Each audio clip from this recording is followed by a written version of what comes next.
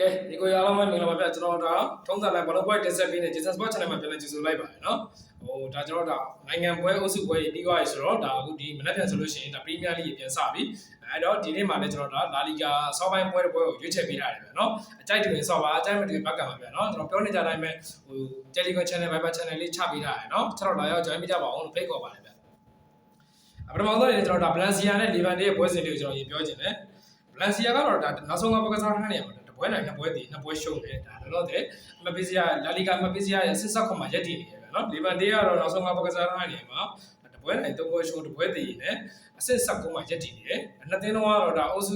တန်းစင်းဆောင်တွေကိုရောက်နေတယ်ရောက်တော့မဲ့ဗလန်စီယာတော့မရောက်သေးဘူးဗျာနော်လီဗန်တေးကတော့ရောက်နေပြီ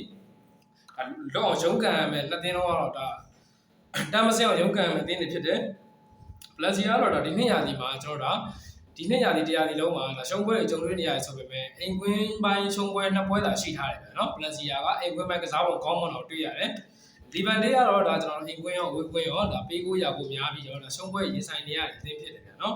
ဒီနှစ်သင်းလုံးရဲ့ဒါထိတဲ့တွဆုံမှု9ချိန်လောက်ကျွန်တော်ပြန်ကြည့်မယ်ဆိုလို့ရှိရင်လည်းပလက်စီယာကဒါ3ချိန်နိုင်ထားပြီးတော့ဒါလီဗန်တေးကတစ်ချိန်ပဲနိုင်ထားတယ်တစ်ချိန်တည်ကြထားတယ်ဗျာနော်ပလက်စီယာအိမ်ကွင်းမှာဆိုလို့ရှိရင်ပလက်စီယာကအနည်းဆုံးတရီသို့မဟုတ်အနိုင်ပဲရှိတယ်ဒါတော့တွတ်ဆုံမှုပိုင်းပြန်ကြည့်မယ်ဆိုလို့ရှိရင်တွေ့ရတယ်နော်အသေးသုံးမဟုတ်အနိုင်ပဲရှိတယ်ဒီနေ့ပေါက်ကြီးကကျွန်တော်တို့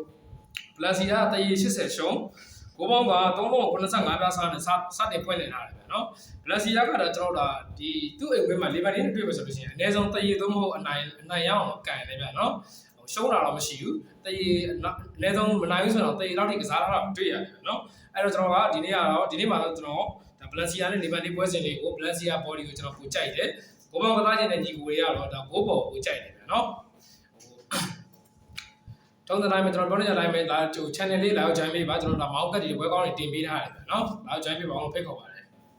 အားလုံးကိုကျေးဇူးတင်ပါတယ်